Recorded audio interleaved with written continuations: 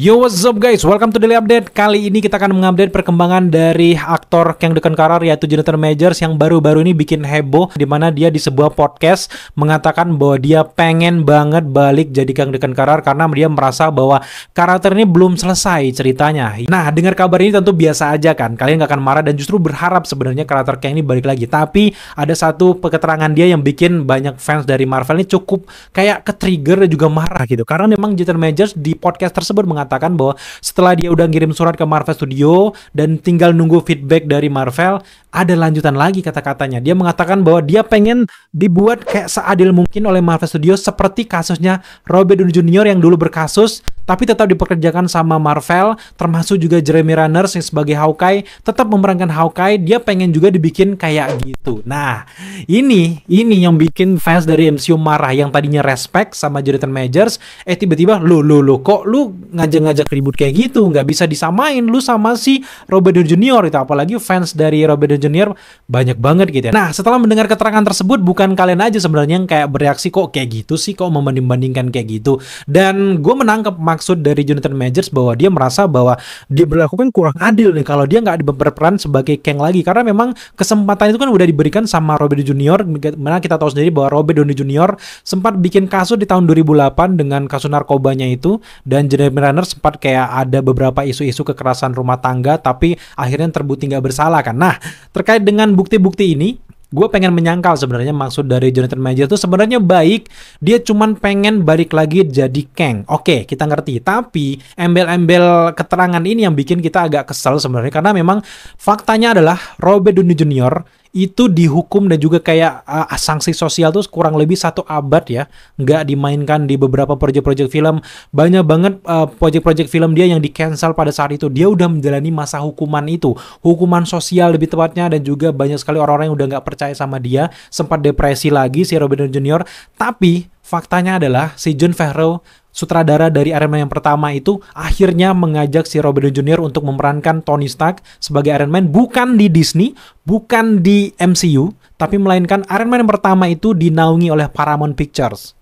Nah, di sini setelah dia berhasil di Paramount Pictures, mulailah melirik si Disney, si Marvel, bahwa merasa bahwa ini potensial dan harus dilanjutkan di film. Akhirnya dia masuklah ke jajaran Marvel Cinematic Universe. Artinya Robert Downey Jr. itu nggak bikin masalah ketika dia ada di MCU, tapi dia di luar MCU sebelum dia masuk MCU, sebelum dia memerankan Tony Stark. Berbeda dengan Jonathan Majors yang lagi digadang-gadang jadi main villain, lagi didamba-dambakan, lagi di-build karakternya, bikin masalah. Itu perbedaan antara Robert Downey Jr. dan juga Jonathan Majors. Yang kedua, kasus dari Jeremy Renner, memang iya, dia udah ada di MCU dan berkasus juga, sempat heboh sebelumnya kita ngikutin kok kayak gitu.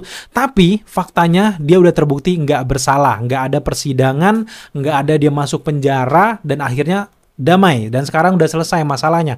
Dan akhirnya dia bisa melanjutkan menjadi karakter Hawkeye lagi dan join lagi di series Hawkeye. Itu bedanya. Jonathan Majors terbukti bersalah oleh para juri di pengadilan Amerika Serikat, sempat dihukum penjara meskipun pada akhirnya si pacarnya menarik gugatan tersebut dan akhirnya berdamai. Artinya, ini bedanya antara Robert Downey Jr., Jeremy Renner, Jonathan Majors itu kasusnya berbeda. Kalau yang dua ini, yang satu udah menjalani hukum sosial dan juga meniti karir dari bawah lagi dan Marvel tertarik, dan yang kedua itu terbukti nggak bersalah. Yang ini, Jonathan Majors itu memang dia bikin gaduh di era-era di mana Marvel sedang terseok-seok, di mana Marvel sedang mencoba membangun lagi hype. Setelah hype udah puncak di Avengers Endgame, tiba-tiba lu bikin masalah gitu. Dan akhirnya superhero fatigue lah, orang benci sama Marvel lah, orang haters Marvel di mana-mana. Itu salah satunya ya karena Anda sebenarnya, menurut gua gitu ya. Nah, gua nggak benci sama Jonathan Majors. Gua bener-bener ngerti ini dia lakukan karena demi pengen kayak rasa adil. Dia pengen bawa perjuangan untuk karakter Kang The Conqueror gitu. Nah, kita nggak ada masalah. Tapi lagi-lagi kita tinggal menunggu keputusan dari Marvel Studio. Apakah mereka mengamini dan juga menyetujui bahwa Jonathan Majors bakal balik lagi jadi si Kang? Ya kita lihat aja gitu. Sebenarnya kalau gue jadi Jonathan Majors ya, nggak usah lah kita terlalu banyak ngomong-ngomong, karena memang pada satu titik kita sebagai fans juga yang mengamati Marvel, ini Marvel memang udah ada bunga-bunganya pengen ngebaliin karakter Kang. Lu nggak perlu harus nge-trigger bikin orang marah, dan akhirnya ini kan semua tergantung dengan para fans kan.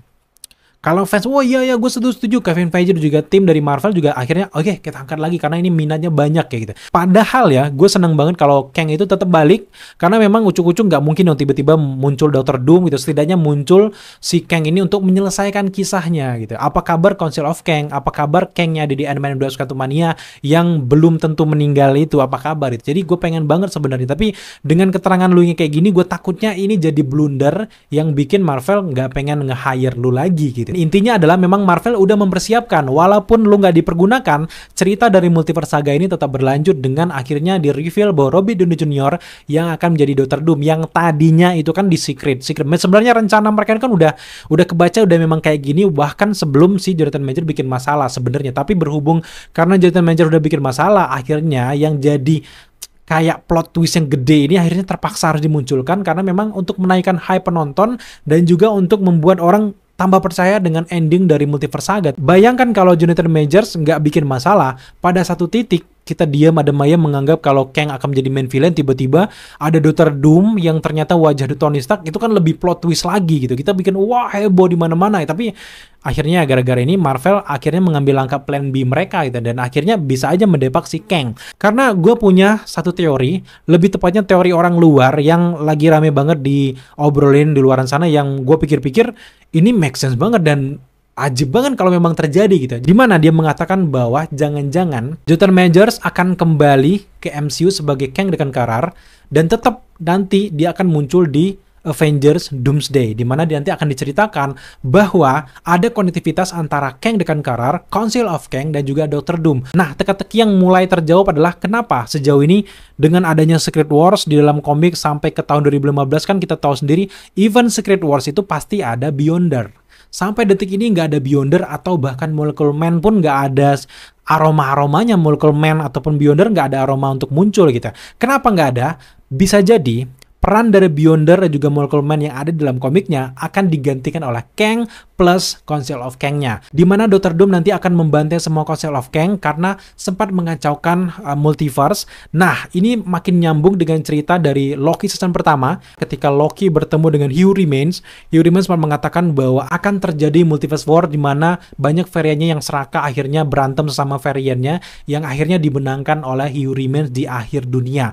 Nah, sebenarnya dari keterangan dari kata-kata dari Hugh Remains yang ada di Loki season pertama udah mulai terjawab, di mana dia sempat mengatakan bahwa dia bisa melihat akhir dari dunia. Makanya dia membentuk Secret Timeline ini dan membuat dia berkuasa atas seluruh multiverse jadinya, karena memang dibentuk jadi satu, dipuntal jadi satu. Nah, jangan-jangan Hugh Remains ini udah melihat akibat yang terjadi setelah dia melakukan multiverse war. Ternyata akan terjadi kebangkitan dari sosok Dr. Doom. Dr. Doom nantinya akan menguasai multiverse, akan mengalahkan Kang, dan akhirnya membuat terciptanya Battle World dan dia berkuasa atas Battle World tersebut. Karena memang Hugh Remains ini melihat bahwa ke depan akan lahir Dr. Doom, dia pengen mencegah itu semua dong, karena dia pengen berkuasa, ambisinya terhadap multiverse besar sekali. Kalau tiba-tiba Dr. Doom bisa mengalahkan dia udah bisa melihat ke depan gimana terjadinya. Langkah pertama yang akan dilakukannya adalah mencegah atau menjegal akan kelahiran ataupun kebangkitan dari Dr. Doom. Dan ini semakin nyambung, kenapa selama ini nggak ada Mutant, nggak ada Fantastic Four, nggak ada Dr. Doom di MCU. Ya memang terlepas di balik layar, ini kan terkait dengan hak cipta Disney belum membeli Fox sebelumnya. Itu kan di balik layar. Tapi kalau kita mau mensusurkan dengan ceritanya, jangan-jangan semua ini dengan tidak adanya Fantastic Four, Mutant, dan juga Dr. Doom itu adalah ulah dari Hugh Remains. Dimana dia udah tahu akibat di akhir nanti dia akan kalah oleh si Dr. Doom dan juga tim-tim yang lainnya. Nah, karena melihat nanti ke depan Dr. Doom akan menguasai Battle World, Hugh Remains nggak mau dong, dan akhirnya terciptalah Secret Timeline ini, dimana dia menciptakan Secret Timeline. Dan tentang teori-teori dia mengatakan bahwa nanti akan mencegah kelahiran dari variannya, itu menurut gua agak bullshit ya, karena memang udah terciptanya Council of Kang, ada banyak banget varian-varian dari Kang di sana. Kalau memang dia pengen mencegah adanya varian dari Kang, nggak akan ada tuh namanya Council of Kang. Semua ini rencana dari dia gitu, dan dia membentuk Secret Timeline menjadi satu garis seperti itu justru adalah untuk mencegah kelahiran dari Dr. Doom. termasuk juga kelahiran dari Fantastic Four. Dengan sekarang kita tahu sendiri bahwa ada Incursion dan sekarang bahwa Secret Timeline udah nggak ada lagi, artinya Dr. Doom udah mulai bangkit lagi. Di beberapa konfirmasi dia berasal dari Earth 838, ya terserah, tapi intinya dengan event Loki season kedua terakhir yang membuat Secret Timeline udah nggak ada lagi, itu secara tidak langsung membangkitkan Dr. Doom dan akhirnya juga membangkitkan tim Fantastic Four plus Mutant. Nah, koneksi antara Kang the Conqueror, Dr. Doom, dan juga Reed Richards itu kan sebenarnya sangat kuat di dalam komiknya. Bahkan si Kang ini di masa depan itu bernama Nathaniel Richards digadang-gadang sebagai keturunan dari Reed Richards. Meskipun memang udah dikonfirmasi di komik terbaru bahwa itu sebenarnya dia bukan keturunan dari Reed Richards gitu. Tapi lagi-lagi tiga tokoh ini punya koneksi yang sangat kuat. Dengan terlahirnya sekarang Fantastic Four di era 60-an yang ada di Earth yang berbeda, di satu titik memang Earth 616 ini sebenarnya di awal udah ada Fantastic Four. Karena memang Hugh Jackman nggak mau adanya Reed Richards yang nantinya akan melahirkan Dr. Doom juga. Kalau ada Reed Richards, pasti itu ada Dr. Doom. Akhirnya semua peristiwa, event-event yang akan memunculkan Fantastic Four itu dipangkas, yang membuat Fantastic Four hilang di Earth 616. Makanya setelah kejadian dari Loki, muncullah Fantastic Four yang versi dari Earth 616 yang justru lahir dari Earth yang berbeda. Entah gimana caranya nanti di film Fantastic Four di bulan Juli nanti akan diceritakan kalau Fantastic Four ini jangan-jangan di post credit scene akan kembali ke Earth 616 karena Earth-nya itu hancur oleh si Galactus dan juga terjadi incursion sehingga membuat dia punya kayak teknologi kayak multiversal engine core yang bisa berpindah dari Earth 1 ke Earth yang berbeda, mana multiverse engine core ini jangan-jangan ditemukan oleh kerjasama antara Reed Richards dan juga Dr. Doom. Dimana bisa aja Dr. Doom ini berasal dari Earth yang sama dengan Fantastic Four. Nanti ke depannya, gara-gara memang Hugh Jackman gagal akibat ulah dari Loki, dan Dr. Doom mulai sadar bahwa sebenarnya selama ini dipermainkan oleh si Kang dan dari Council of Kang ini, dan akhirnya dia membantai Council of Kang dan mendapatkan kekuatan dari sana, seperti ya kalau kasus dari komik dari Secret Wars kan di mana Dr. Doom akan menjadi God Emperor Doom itu berkat kekuatan menyerap kekuatan dari Beyonder kan. Di sini bagaimana ceritanya nanti si Dr. Doom ini mengalahkan Council of Kang akan mendapatkan kekuatan yang lebih besar lagi yang membuat dia menjadi God Emperor Doom dan akhirnya bisa menguasai Battle World. Entah itu Battle World-nya adalah The Void atau dia bikin Battle World yang selanjutnya, kita lihat aja. Intinya adalah semua teka-teki ini akan terjawab ketika nanti kita akan bertemu dengan Hugh Jackman lagi kalau memang dia masih ada setelah event dari Loki season kedua. Jadi selama ini kong kali kong gimana terbentuknya Secret Timeline itu adalah rahasia dari Hugh Jackman untuk mencegah kebangkitan dari Dr. Doom. Setelah gue mendengar teori tersebut dan kemudian gue rancang lagi, gue tambahin lagi beberapa event-eventnya, dan akhirnya gue berpikir kalau memang ini terjadi ini bakal epic parah dan sekaligus juga tetap menghargai Jonathan Majors sebagai Kang mengakhiri kisahnya, nggak yang langsung hilang kayak di Loki season kedua. Sekaligus juga ini merupakan transisi yang sangat bagus, development karakter yang sangat bagus untuk karakter Dr. Doom, kenapa dia bisa menjadi main villain di multiverse saga nantinya. Setelah dia mengalahkan Council of Kang, dia membentuk Battle World, dan akhirnya menggabungkan banyak orang-orang, dan akhirnya membuat dia gila kekuasaan. Akhirnya Reed Richards dan juga tim bisa mengalahkan si Dr. Doom bersama dengan Franklin Richards, anak dari Richard. Itu bakal epic parah. Jadi sekali lagi, seperti penjelasan kita di awal, sebenarnya kalau gue jadi Jonathan Majors nggak usah banyak cincong dulu deh. Cukup kirim aja surat ke Marvel, nanti juga dapat balasan. Udah, nggak usah ditambahin bumbu-bumbu. Atau jangan-jangan semua ini dimana Jonathan Majors sudah boleh koar-koar itu atas izin dari Marvel mungkin. Ya, bisa aja ini mungkin S5 marketing mereka gitu ya. So, sejauh ini pendapat kalian gimana terkait dengan Jonathan Majors yang pengen balik lagi ke MCU? Dan juga bagaimana pendapat kalian terkait dengan teori bahwa Dr. Doom akan membunuh si Kang nanti di film Avengers Doomsday? Kalau kalian punya teori menarik atau tambahan improvisasi dari teori tadi, gue pengen banget dengar teori kalian di kolom komentar di bawah. So, kayaknya sejauh ini hanya itu saja update kita terkait dengan berita bahwa Jonathan Majors sudah mengirimi surat ke Marvel Studio untuk join lagi sebagai Kang the Conqueror. Buat teman-teman yang suka dengan konten seperti ini dan pengen tahu update setiap harinya terkait dengan dunia persuperhero dan juga perfilman, jangan lupa dukung kita dengan cara subscribe, like, komen, dan share. Serta jangan lupa juga untuk nyalakan notifikasi agar kalian mengetahui apabila kita mengupload video setiap harinya. So, sampai jumpa di update selanjutnya.